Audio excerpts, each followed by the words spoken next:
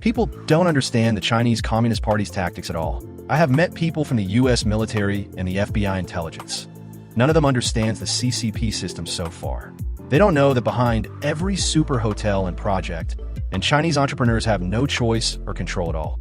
We refer to them as civilian air defense or civilian air defense program. Every building has one. The underground spaces of our Pangu and Jinchuan buildings span approximately tens of thousands of square meters, dedicated to the civilian air defense program. These civilian air defense programs are basically owned by the National Security Intelligence.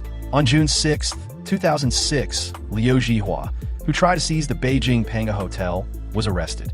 We returned to Pangu's construction site in August.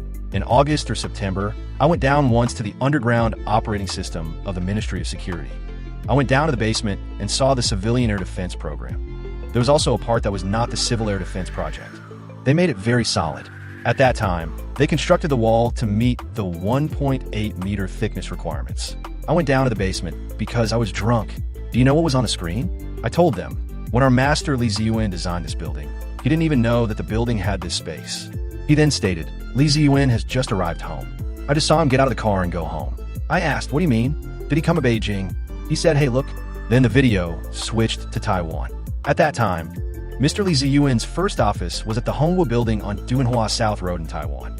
After the government took over the Hongwu building, Mr. Li relocated to another rented office building. I don't even know where it is. Master Li Ziyuan stepped out of a new BMW.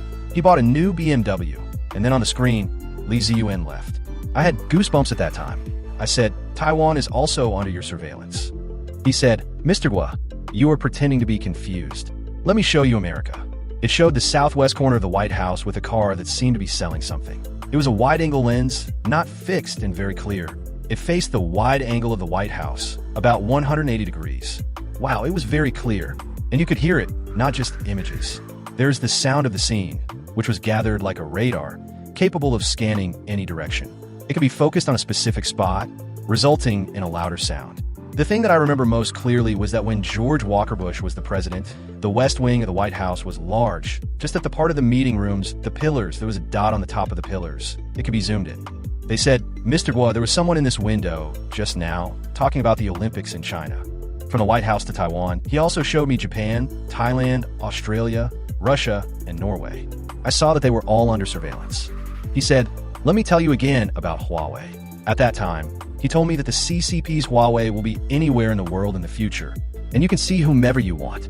I remember it very vividly. We are still debating the possibility of monitoring and watching you.